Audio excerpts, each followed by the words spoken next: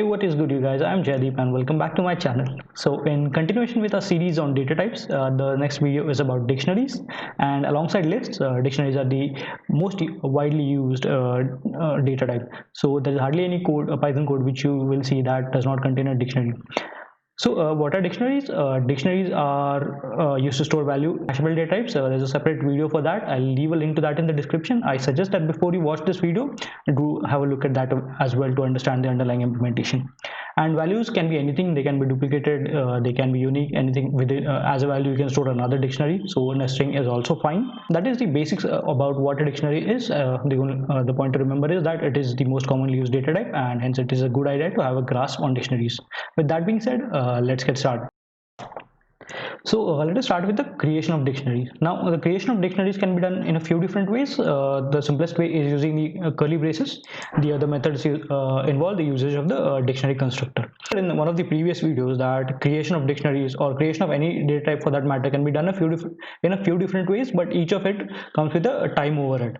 So I've used the timeIt function which is available, or the timeIt module rather, to time each and every one of the constructions. So in the previous videos I didn't do this, but as I thought it would be a good idea to use this and actually demonstrate that some methods to create dictionaries are expensive than the others. So as you see clearly that the simplest one, which uses the curly braces, is the fastest way to create the dictionaries. The other way, which use the dictionary constructor or using the zip operator, they require a fairly larger time than this. So this is a simple dictionary, but if it had a larger number of elements, then this would have been a problematic. So this is all about a creation of dictionary. Okay, now moving on to the reading of the dictionaries. Now I have the data ready with me. I won't be able to type all this because for lists it was easy. For dictionaries a little bit tricky. So I have this data ready-made with me. This is a typical dictionary which contains string data. It has integer data. Then it has a nested dictionary as well. If you see, the skill set is a nested dictionary. Within the nested dictionary, we have a list as well. Now, how would you access any of this element? The access is pretty simple. On the left, you have the keys, and the right, you have values. So you can access it using the keys as follows. Let me close this, and this is how you can access it. Suppose you want to access the skill set using the keys, you can access this. Now this was a nested dictionary. What if you want to access the technologies, and within the technology you want to access Python? So what you can do is you can just nest that. So within skill set you have technologies, and within the technologies is a list, and if you remember, the list can be accessed using index. So this is 0, this is 1, this is 2, this is 3. If you want to access the second element, you would do something like 1, and this gives you Azure. So accessing a single element is pretty easy. It can be done using the key of that value, and if it is nested, you have to follow the nesting, and this is pretty simple. Accessing individual elements in a dictionary would come at a later stage, but before that you'd have to in a larger project you'd have to iterate over the dictionary. You wouldn't be aware of the keys straight away if you're working in a big project. So for that, the dictionary API provides ready-made methods which you can use. Well, for iterating and accessing individual elements by iterating over them are the items, the values, and the keys. The keys and values are pretty self-explanatory when you do something like, so if you want to just extract the values, as I said, are on the right hand side and the keys are on the left hand side. So if you want to extract only the keys in this dictionary, what you would do is you would iterate using a for loop and a dot keys 1 2 3 4, and if you print something like x, then this would give you all the keys. Also, shorthand notation for keys is you don't really need to use the keys method. So if you do something like for x in a and just 1 2 3 4, it would still give you the names of the keys. So keys is a method available, but if you don't use that as well, by default the dictionary API will return the names of the keys even if you don't use the keys method. If you want to print all the values, you would just replace this with values, and if you print x now, it would give you all the values. And if you want to access both keys and values, then you would use the items method. So in that case, you would use two variables because you are accessing both the keys and values and in a dot items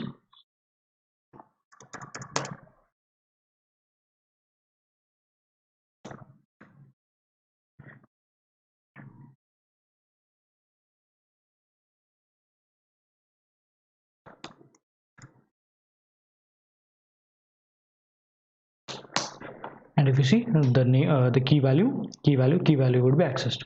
Now so this is about items, values and keys. To access values, you use the values method. To access both keys and values, the items, and simply accessing the keys, so you can use the keys method. Now within the dictionary, we had another dictionary. So suppose you might ask that how do I access this inner dictionary? It is simple. It involves a little bit more knowledge of other methods. For example, now we know that each and every value which is stored in this dictionary has a belongs to a particular data type. So this is of the type string, this is of the type integer, this is again string, this is string, and so on. So what you can do is, if you want to access this inner element, what you can do is you can iterate over this using the values, because this is the value again, and you can check the instance. So all other this would be an instance of the string class, this would be an instance of integer, but this particular thing would be an instance of the dictionary class. So if you want to access it, you can access it using that. So what I can do is, for x in a dot values,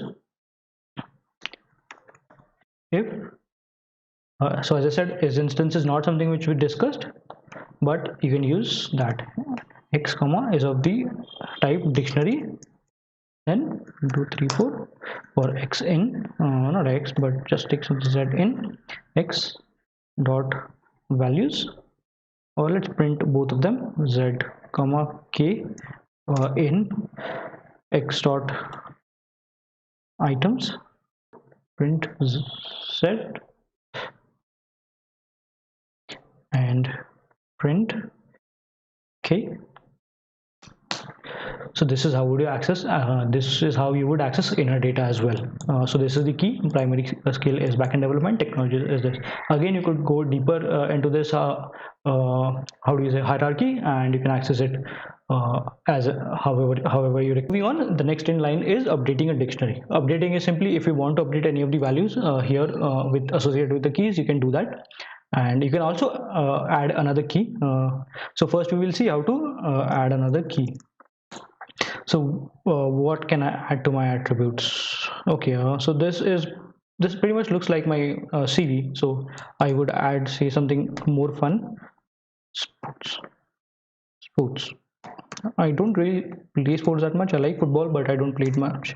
And say say this is again a list, and I like football, I like cricket, and I like NBA. And if you see, well, let me print it, print a, and now I have another element. So this list which was so this dictionary has been updated. Now if I want to update something else, say I update the country to UK, say I want change the country back to India. The first thing is to get the spelling right, obviously, of course, and so I will move to India is equal to ND, and the country is back to India. Now suppose I want to change one of the nested elements. So I want to change, I've learned a new technology today. What I would do is, since this is nested, the first thing is to when you see something which is nested, the easiest thing to do is, break it up a little bit. So first I'll try to access the skill set, and that I would do that by accessing the skill set. So this I know for sure would be give me the skill set. Then the next in the skill set is the technologies. Now technologies is a list. I just cannot do equal to. Okay, if I do equal to, it will change everything. So I want to append a new list to that. So what I can do is append.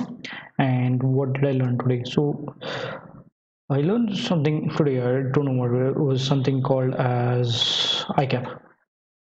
Yeah. So this, and if I now print and see, ICAP is added to my skill set. So to finish with the operations, the last is deletion. Deletion is simply clearing, it can be anything. It can be clearing a particular element or deleting the entire dictionary. So if I want to delete, say, what I don't like, say let's delete sports.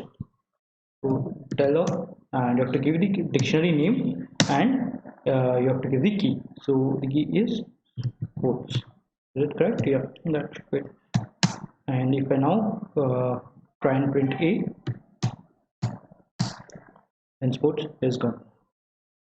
If I want to delete the entire thing, you can just do del off and the dictionary, and that should clear the entire dictionary that the name A is not defined because we deleted everything. I luckily copied the dictionary because I wanted it and I don't want to lose it, because typing a dictionary is pretty tough. It requires a lot of time. And if I now print, let's just pretty print it, and I have my dictionary back. So this is how we delete it. You can use the del keyword. If you just give the name of the dictionary, the entire thing will be cleared. And if you give a particular key, say sports, then the only that part will be cleared. So if I try this now, only the that key is deleted. The data corresponding to that key is deleted. So this is how we delete it.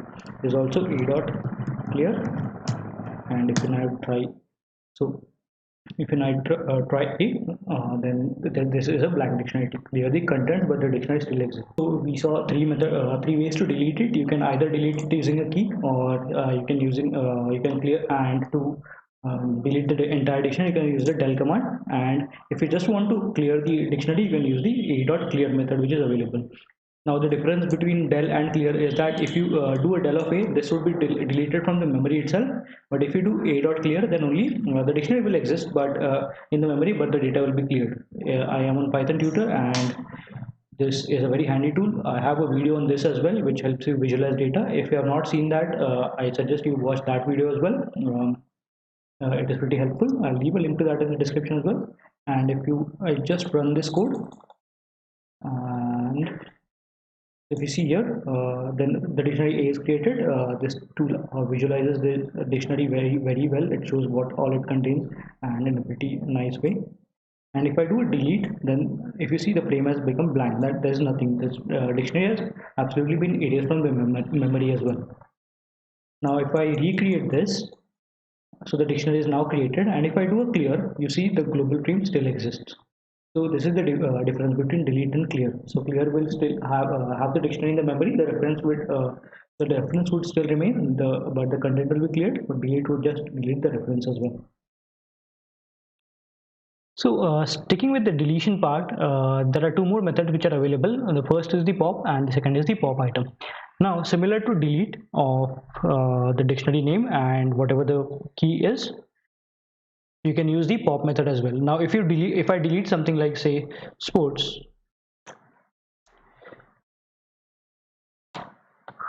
then nothing is returned back. But if I recreate this whole thing, let me recreate this whole thing.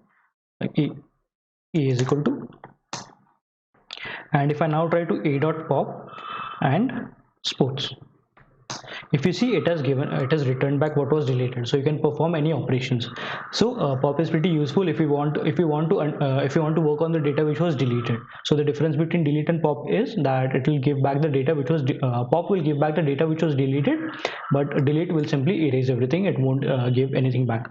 If you try to delete a key which is not available, it will give you a key error. Please remember that. The next is pop item.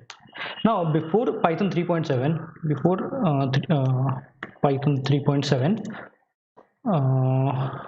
pop item would remove arbitrary key.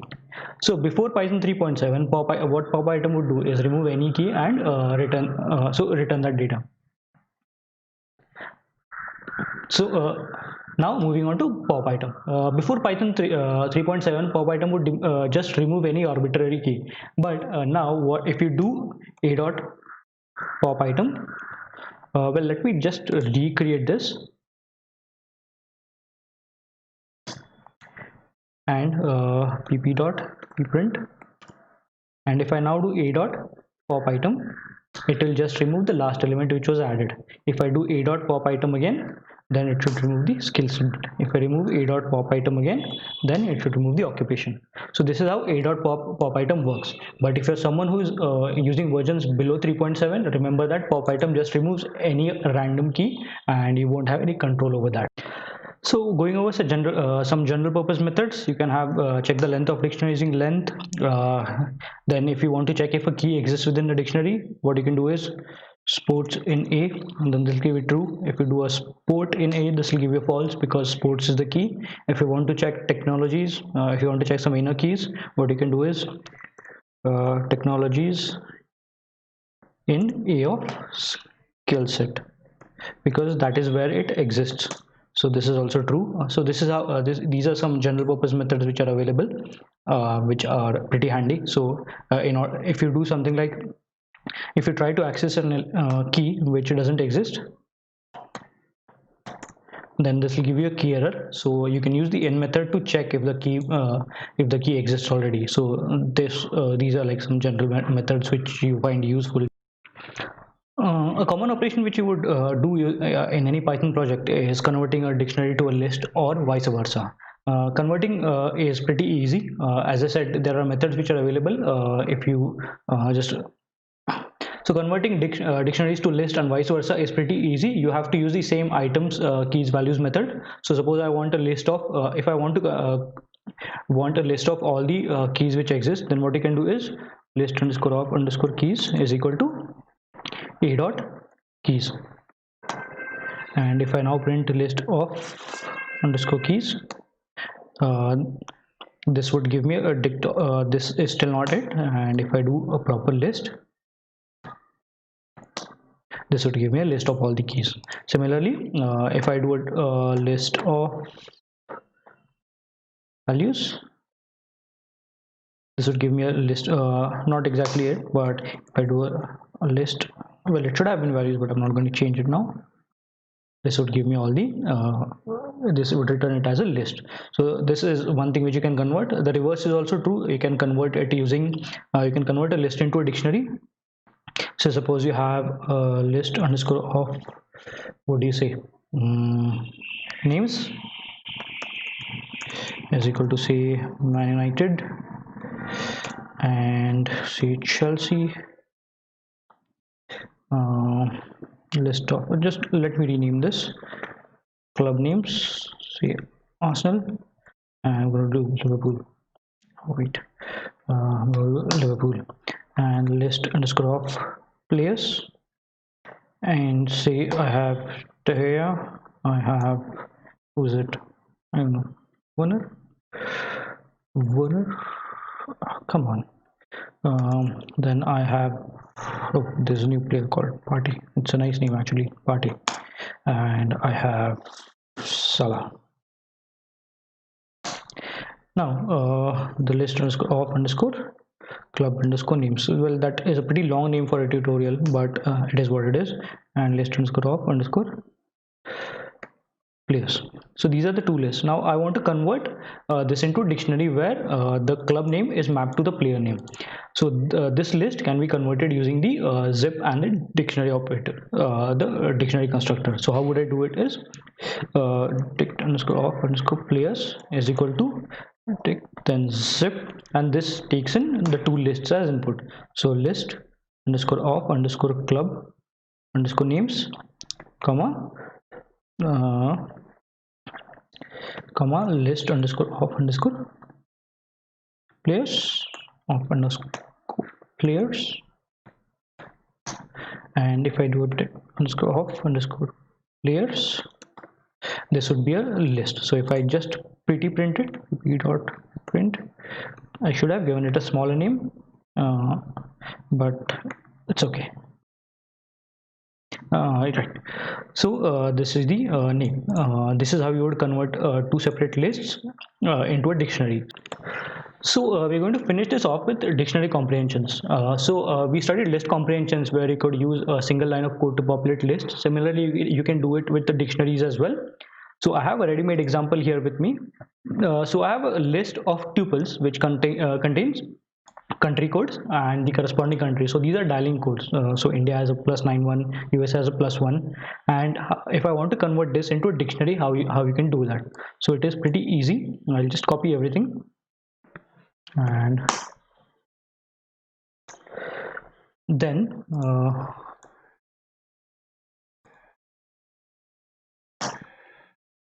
so if you just print it now, this would be a dictionary. Now if you want to, what I mean by list comprehension, if you want to perform some operations on this, then what you can do is you can iterate over it, and within a single line you can perform any operations. So I've chosen an operation that I want the list of codes, list of countries and the codes which have a code which is less than, say, 95.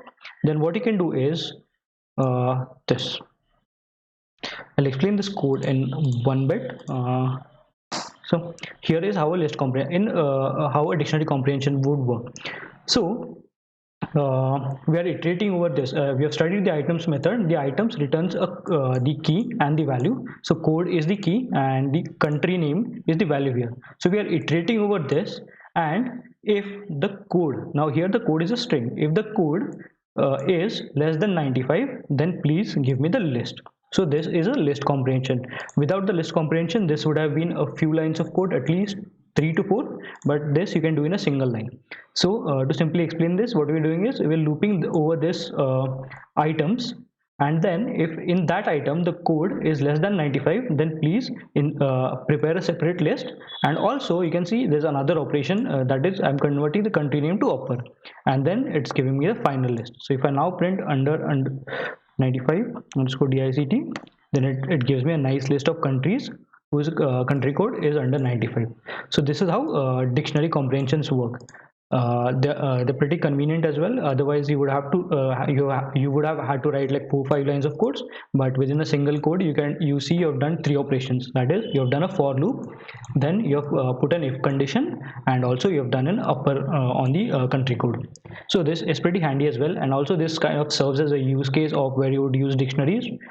So if you are implementing a system which you're working in a telecom based project where you're required to do operations on telecom codes or dial codes, then this could serve as a practical example as well. So that was all about dictionaries in Python. I've covered everything that is to know, and as I said, it is one of the most commonly used data types. Please do study it in detail. It will also be a part of any interview, any job you face as a Python developer. Also, if you like the content, please subscribe to the channel, leave a like and a comment, and also share the content with your friends. Thank you.